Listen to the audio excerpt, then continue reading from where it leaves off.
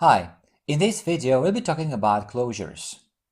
A closure is a function that remembers values in enclosing scope even if that scope is no longer in memory. Well, we definitely need an example. So here we have a function, repeat, and in this function another function is nested. Now n, which is passed as an argument to the repeat function, is in this function's local scope, and this function returns the nested function. It doesn't call the nested function, it just returns the function.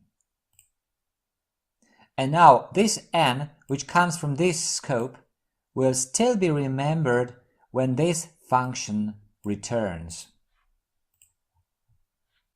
Now the setWord function is pretty straightforward.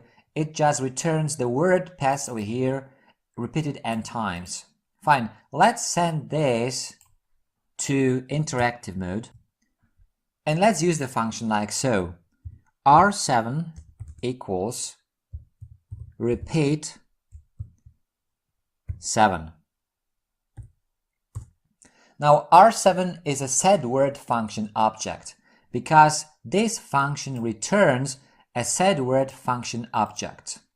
So R7 is a function, and it remembers the value of n from the enclosing repeat function even after being returned by it.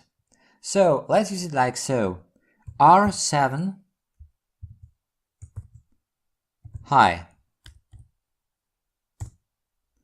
And this is repeated 7 times. As you can see, this n, which is 7, is still remembered. And now let's use the R7 function like so. R7 yes space. Fine. Now we can use the repeat function to return another setWord function object, this time with n equal to 4. For example, R4 equals repeat 4.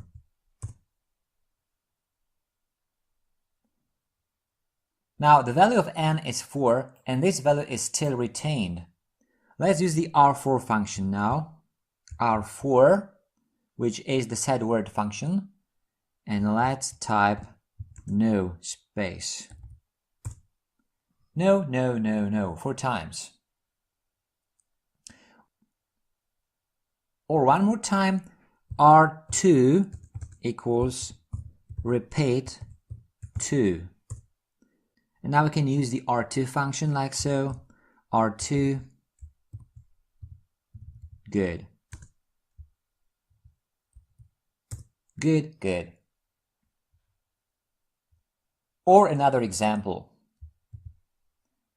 Here's the outer slice n function, which returns the inner initial function. And this initial function remembers the value of n from the outer function. This function just returns the word slice from the beginning to the element n and not being included. So let's send it to interactive mode. Fine. And let's define a word we'll be using for demonstrative purposes. Let's say the word is unbelievable. Unbelievable, yes. And now let's use the slice n function like so. S3 equals slice n, and let's use the argument 3. So now the slice n function returns the initial function along with a value of n set to 3. The initial function still remembers the value. So S3 word yeah, so here we're using our word, and what this function does, this function is the initial function which was returned from the slice n function, and it remembers the value of 3, so it knows that this word must be sliced from the beginning to index 3. Index 3 not being included.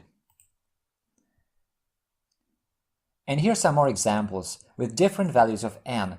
So each time the value is retained even after leaving the outer function in the scope of which it was defined. Let's say s5 equals slice n 5. Now we can use s5 as a function and we can pass our word unball. So here we have a longer slice with 5 characters. We can also use this function with other strings, like for example s5 surprise, and this is our output.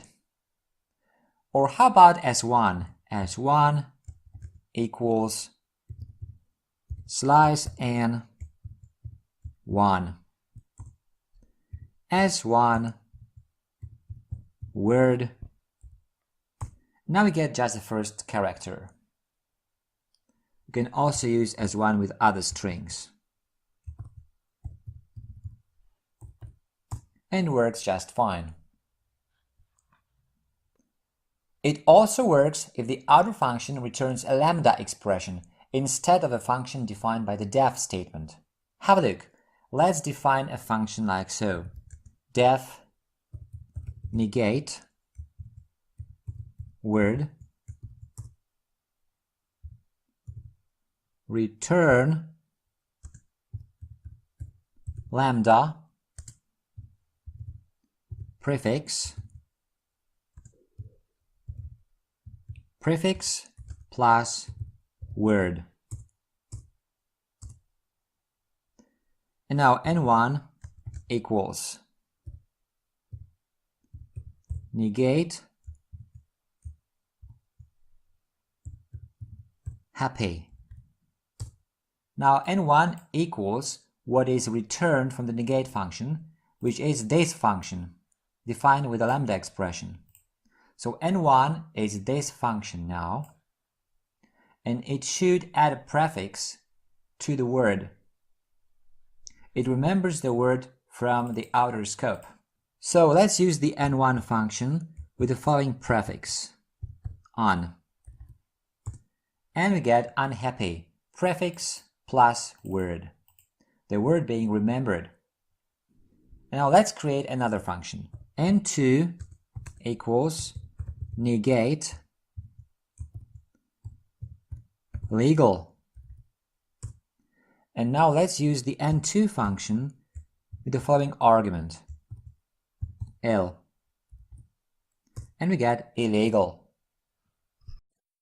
Okay, that's it for this video. If you like it, a thumbs up would be great. Also, make sure to subscribe for future videos. If you want to leave a comment or ask a question, you're welcome to do so. Thanks for watching.